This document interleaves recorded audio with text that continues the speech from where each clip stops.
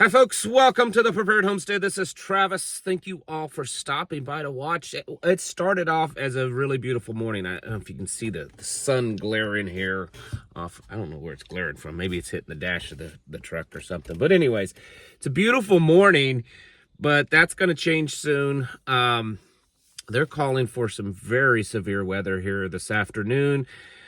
Golf ball to baseball size hail. Tornadoes, very high winds, pretty severe looking stuff. And the likelihood that we will get it right here is increasing. It's like almost every hour. It's, a higher chance, I guess you could say, that we're going to get it. So we're getting our emergency response team, kind of going and ready. We run, storm shelters in the area. So we'll open those up if needed. But yeah, so if you live, it looks like it's starting about the area that I'm at, about mid-Missouri, south central Missouri, and then moving east towards, Illinois, Kentucky, St. Louis, all that area. So if you live anywhere near that, kind of be on the ready, because I know we like to prepare for the cool stuff, right? For the Chi-Coms parachuting out of the sky in our backyard that we got to go fight. But the reality is stuff like this has a much greater likelihood of knocking you back than anything. So don't forget to prepare for just the natural things. And you might say, "Well, that's not natural. They're spraying the sky." Okay, you know what I mean. You know what I mean? Because it can do a lot of damage. So anyways, there's just, it's hard to keep up. It's hard to keep up with what's going on out there. A week or so ago, the general consensus amongst economists and experts of all that was that the economy is in the tank. It's done for. We're going into recession, depression, all this kind of stuff. Now, some, not all, some are backing off of that, saying, well, there's a less likelihood that, things are going to get bad and blah, blah, blah. And it's because of the softening of the tone on the tariffs and the possibility of coming to some type of negotiation when it comes to trade. And there is, that is true, but I don't think it's quite as sweet a deal as what we're being told. I mean, if you look at what they are saying, it doesn't look like it's great. There's still tariffs out there. There's still a lot of instability. The world is shifting away from the US dollar, not just because of the instability or whatever, but because the world is shifting to cryptocurrencies, digital currencies. And so, there's just going to be less and less of that. So, and then if you look at the status of the average American, home prices just hit a record high. They're the highest they've ever been. You have to now make, in the United States, you have to have a 5-digit or, 5 digits income, 6-digit income. I'll get it out right just in a second here. I need another cup of coffee. Anyways, you have to make well over $100,000 a year to be able to afford an average, just plain Jane home in the United States. People are upside down on debt like never before. Their debt burden per household is higher than it's ever been. People are upside down on car loans. If you remember, after COVID, auto prices shot up. Remember that you couldn't find a car anywhere. The car lots were empty. People were buying up used cars. I talked to numerous people, especially trucks. Remember that? The truck, no one could find trucks. I talked to several people personally that, they would have a truck that may be 2, 4, 5, 6 years old, and the dealerships were contacting them, finding them, and offering them to buy their truck back, sometimes at a ridiculous price, because they were selling. I mean, they were selling used cars for more than what new cars were. Remember all that? Well, guess what? That's come back to bite everyone in the bottoms, because car prices have, for the most part, kind of come back down to normal. And now everyone's upside down on these loans. So everyone was going out and getting 5, 6, 7-year loans on vehicles that, the price was way overinflated on the value, and now the values have come down, and so someone's got a loan for $50,000-$60,000 on a car that's actually worth $40,000. So it's crazy. All of this is, Walmart is saying that this month that they're starting to raise prices. And I know a lot of you guys, well, I don't shop at Walmart, or I'll go shop somewhere else. Walmart is the biggest retailer in the country. And it doesn't really matter if they're raising prices because they're genuinely, their costs are really going higher because of tariffs, or if they're just using it as an opportunity. It doesn't matter. The fact is they're the biggest, and if they're going to raise prices, most other places are going to raise prices. If they are truly raising prices because of the cost of tariff burden on them, if they can't absorb that cost, then your little mom and pop stores around the corner or whatever, they're certainly not going to be able to absorb the cost. So they're going to be raising prices. And you could say, well, I'll just stop buying, imported stuff. Good luck with that. Good luck with buying all of your clothes, your socks, your underwear, your household items, all this kind of stuff. And an ink pen. Good luck finding all of that where none of it is affected by import tariffs. So that's happening. And there's a lot of stuff going on in the Middle East. That's been kind of center showcase for the last few days of Trump doing his Middle East tour.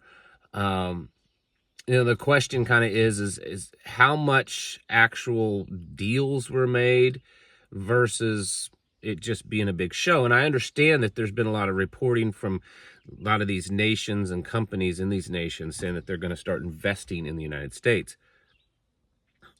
Some of this is over a decade, a half a $1 trillion over the next 10 years. Call me a doubting Thomas. I don't care. It's saying that sounds good, right? But what does that actually mean? Like, what are they investing in? Like, where does this come from? And is this all on paper? Is this guaranteed? Who knows? A lot of it looks to be that it's being invested in the military-industrial complex. Tech, weapons, things like that. We'll see. And then also energy and military-industrial complex. That's where a lot of it looks like it's being invested. And when I say in military-industrial complex, a lot of that is the tech. Because a lot of your high-tech stuff, that's where it's coming out of. Most of these companies developing this high-tech, AI, microchips and stuff, they're military contractors. Okay. I assume that you guys probably know that. But so who knows? And then the other thing in the Middle East, apparently, and the president announced this, I think this morning maybe, that they have sent a proposal to Iran. Don't know the details on that. And they said that Iran has a very short time. I mean, you know how the president talks. He doesn't give a lot of specifics, right? But he said on Air Force One that they sent a proposal to Iran. They have a short amount of time, that they better respond to it. And if they don't agree to this proposal, then things are going to get very, very bad for Iran. That's pretty much what he said. So, you know how he talks. He don't get a lot of details. And then Ukraine and Russia, it doesn't look like probably much happened with that, their little thing that they met in Turkey. Russia's saying that they're demanding that Russia retains the 5 regions that they've taken. Ukraine's wanting an unconditional, ceasefire and all this kind of stuff. So I don't think things are really going to work out there very much. And then Israel, is moving in on Palestine. They're gonna go full throttle on Gaza, is what we're hearing. They're gonna mow it down, is what we're hearing. So who knows? But all this crazy stuff is happening in the world. The president looks like he's trying. I mean, it's one of those things. You know how I am. Some of you love it, some of you hate it. Is it all a show? Is it the cover for all the bad stuff going on behind the scenes? Or is he genuinely trying to bring about peace? I think, and I've just kind of picking up on a few people I've read and stuff, his vision of attaining peace is through business. He believes that if we can just work out business deals with these people, then, we'll trade dollars and not bombs. And that may work out, but some of the people that, he's talking about dealing with, or that we have, that's not really their motivation. It's not their motivation to have more wealth. Their motivation is to further their religion, or to, control a region or something like that. So we'll see if it all works out. But then the main thing that I was trying to get to, I feel like I went off course in this video a little bit. The main thing that I was trying to get to is that all of this stuff is going on. And back here at home, Americans are very much focused on these things that we hear about in the news. But the reality is that we're getting poorer, and it's like we're told we're doing better financially, right? Oh, your gas prices have come down, and they have. Egg prices have come down, and they have. Other things have gone up, but the reality is that we're so far into this, we're so deep into this. Like, the system is already so broken down and bad that it would have to either be a very, very, very rapid improvement, let's put it that way, or we're probably just kind of continuing on that slippery slope. I think maybe that slippery slide down is slowed down a little bit, but I don't think the direction is going to change because of the debt and all of the stuff that's been going on for the last few years, but really the last few decades, that's just constantly beaten the American people down when it comes to the economy. And there's just Band-Aid after Band-Aid being put onto it. That's really what all this stuff is. It's just Band-Aids. And Americans in general are so short-sighted. They just see something in the immediate and they don't look at the long term. So they see, oh, well, in the immediate, gas prices are down. Okay, things are good. I can kind of go back to normal. And then they just get themselves in a bigger and bigger bind. And they don't, I think we're really bad about, long-term projections and thinking into the future. And I don't know that there's much that's going to change all this. I think we're in a bad spot.